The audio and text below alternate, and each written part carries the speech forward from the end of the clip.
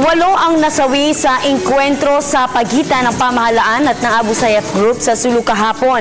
Ang detalye alamin natin sa aming kasamang si Waywaya Macalma, mag-uulat live via phone pack. 2 oras nagtaga ng bakbakan ng militar at ng Abu Sayyaf Group kahapon, dakong alas 10:30 ng umaga. Ito ay nagresulta na tumaas ang bilang princess. Actually, umabot na sa 9 katao ang namatay sa insidente ayon nga sa pinakahuling datos ng Armed Forces of the Philippines. Ayon na rin ito sa kakatapos lamang nilang clearing operation.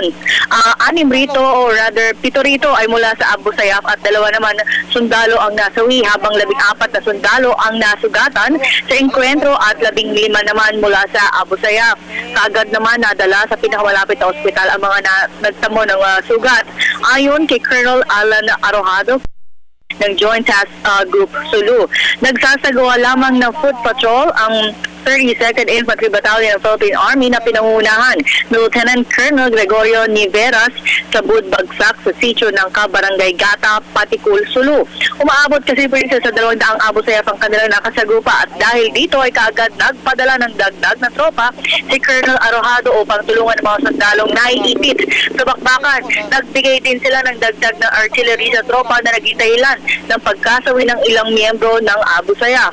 Pinaniniwalaan ng militar na ang grupo ni Radulan Zahiron ang nakabakbakan ng militar kahapon sa Talipao, Sulu, at kasasabi Lieutenant Colonel Harold Cabulno sa ongoing press conference ukol nga sa update dito sa bakbakan ng AFP at ng Abu Sayyaf ay napahiwalay si Radulan Zahiron sa kanyang grupo, at however patuloy pa rin ang pursuit operations na ginagawa ng militar laban sa teroristang grupo, at sa kasalukuyan ay may 6 na bihag ang grupo, kabilang na rito ang 2 foreigners at isa nga rito ay kinilalang European bird watcher na si Ewald Horn, at 4 naman na Pinoy ang bihag ng Abu Sayyaf. Samantala, nagbigay ng update si Colonel Cabunok na kung saan ay mayroon silang nakitang bomba na kaagad naman na na-defuse ng Joint Task Group Sulu, at kasama nga ang ilang Army personnel mula sa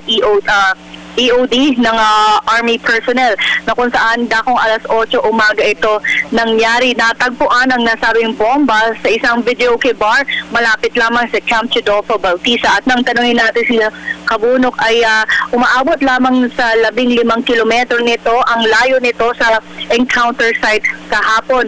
At ayon nga sa ulat, isang empleyado taga sa videoke bar nagtatrabaho ang nag-report ng